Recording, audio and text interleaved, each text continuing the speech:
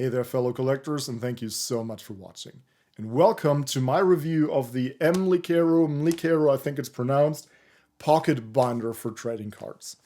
In this video, I'd like to find out whether it's worth it to purchase one of these, let's call them no-name brand binders for trading cards like Pokemon, Magic the Gathering, or Yu-Gi-Oh! And whether it's worth it to save the money in comparison to something like an Ultra Pro, Dragonshield, or VaultX brand. This is an unsponsored video, and that means I don't get any compensation whatsoever from any brand or manufacturer.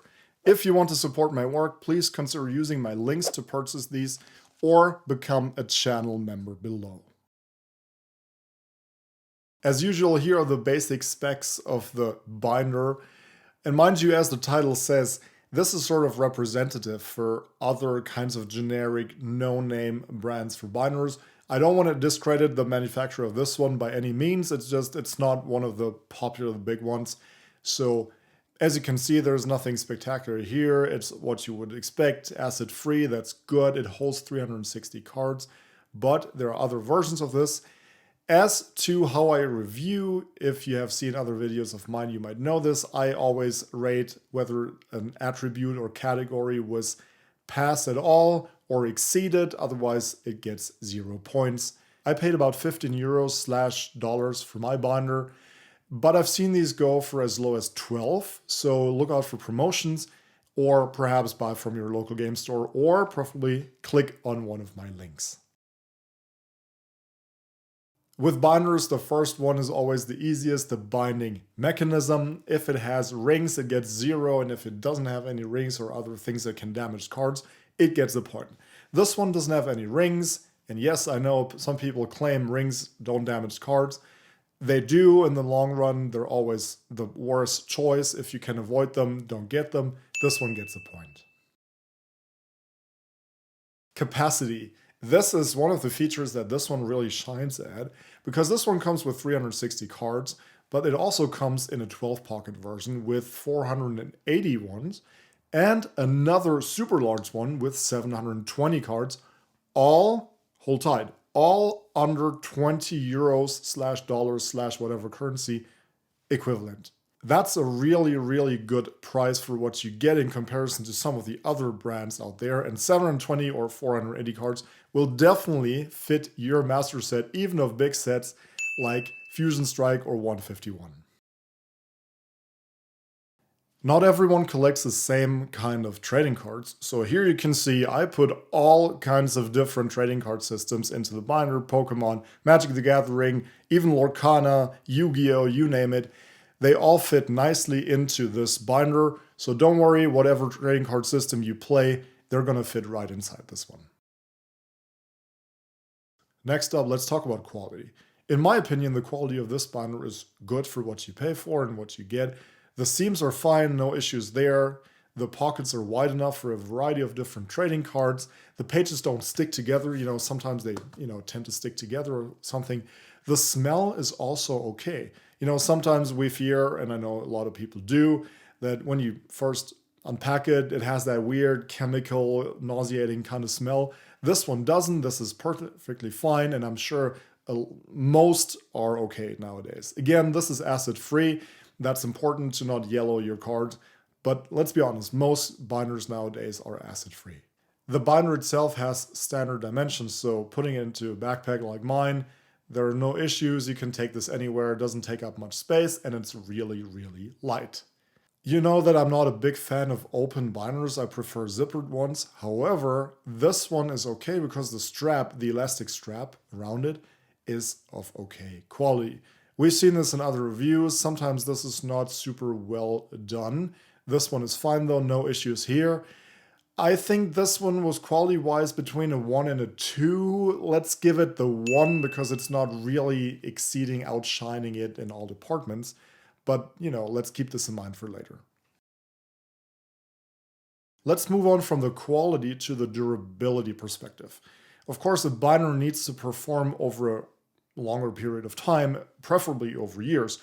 I've had this one for about 3 to 4 months now, and I've seen the wear and tear on it. I have to be honest right here. This one, unlike others I've reviewed, for example, the Ultra Pro Eclipse one, This one does have bends and scratches on the surface. I suppose this comes from the very, very glossy finish, the surface coating, whatever it is, but I did see scratches.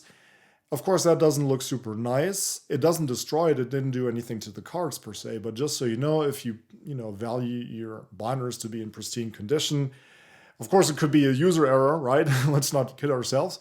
But then again, you want to take these binders, go to the local game store, go to an arcade, go to, a tournament, whatever.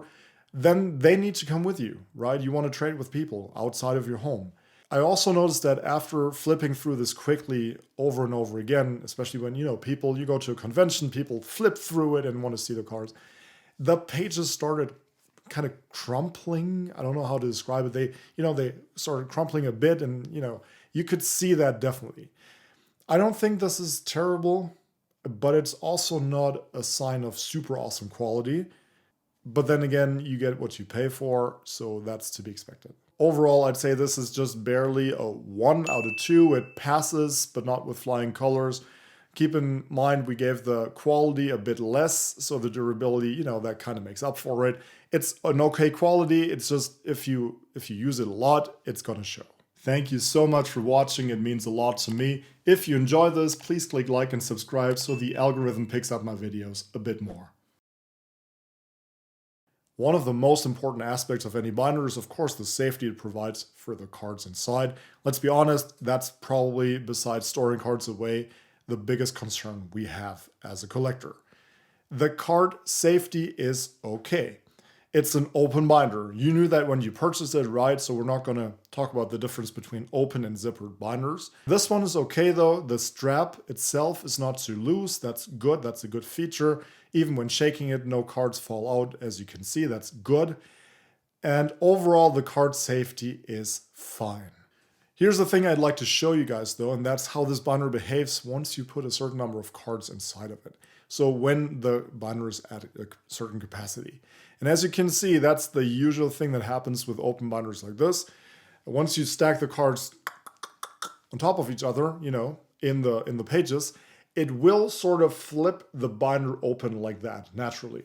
I mean, there's nothing, that's how it goes with these binders. This is not a problem per se, and the cards did not fall out in my case, but just be careful when you put it in your backpack or whatever, and you put it upside down by accident, cards may come out. They haven't in my case, but they could. Just so you know, this is, of course, an issue inherent with all these open types of binders. Overall, card safety, I'd say it passes the test, so it's 1 out of 3 in this case, just because card safety is such an important feature. We give out of 3 points here. Most review videos have a big spike in views right at this point in time in the video when it's about the price. Let's talk about price. Most people purchase generic, no-name products for the potential big money savings they can have in comparison to purchasing something like VaultX, Dragonshield, Gemloader, or Ultra Pro. In this case, you get a 360, 480, even 720 card binder for trading cards for under 20 euros or dollars or whatever the equivalent in your currency might be.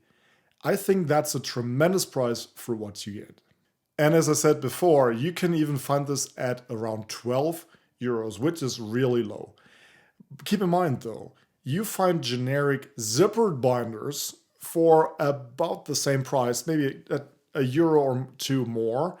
But again, you find zippered versions which will give you all the card safety you can wish for. I just like to point that out. However, that doesn't take away from this binder. If you're looking for an open one, especially if you're a trader or something and you want to lay out flat your binder at a convention or something on the desk, then of course this kind of open binder works perfectly.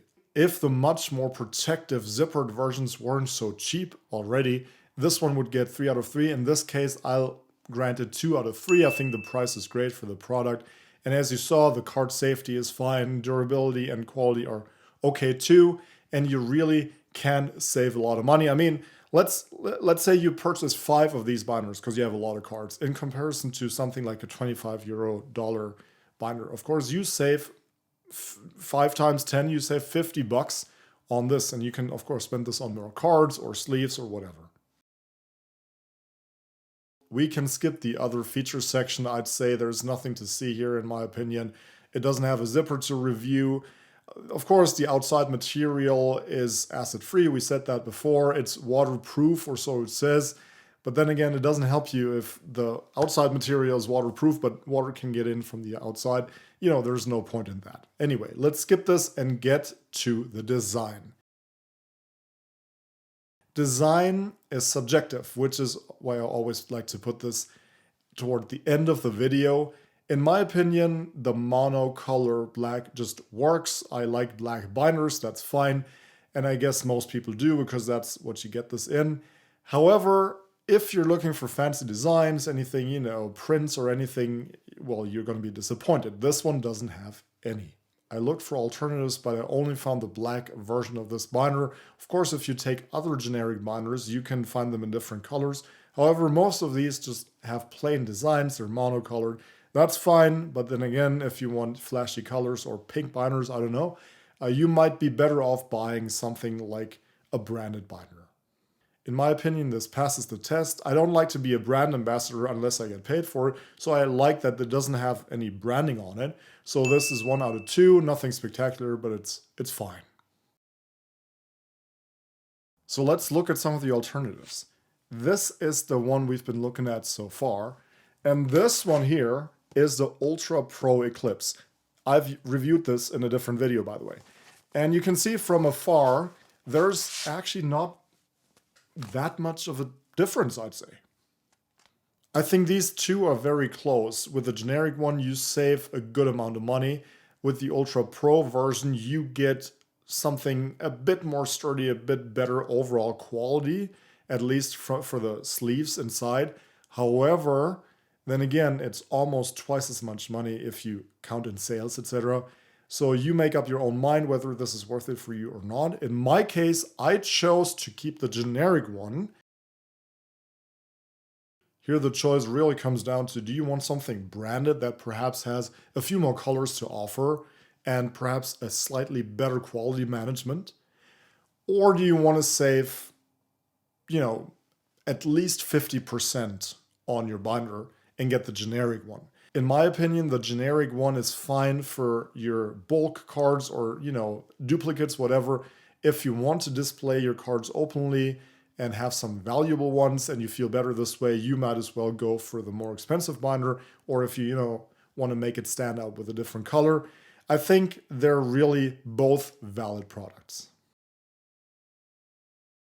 Now we've heard a lot about this binder. What's the verdict? Counting together the points of each category brings us to 9 out of 15. Keep in mind anything above, 11, 12 is a really, really, really good product. So in this case, this makes it a good for collectors item. The big advantage this one has over the branded alternatives is of course the price.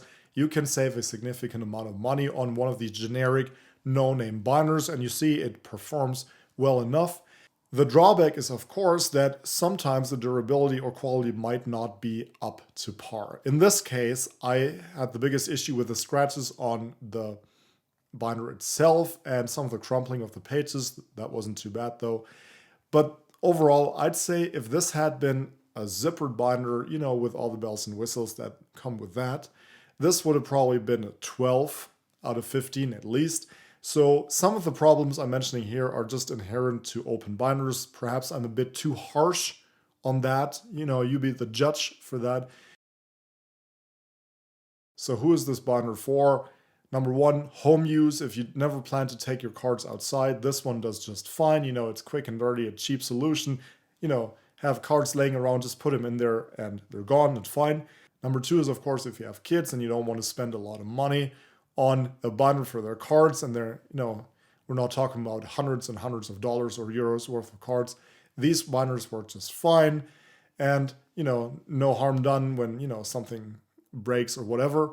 Number three, if you're a trader going to shows and you just want to have, people are going to flip through this and tear on pages, etc. Anyway, there's no point perhaps going for a more expensive binder. They're going to break anyway.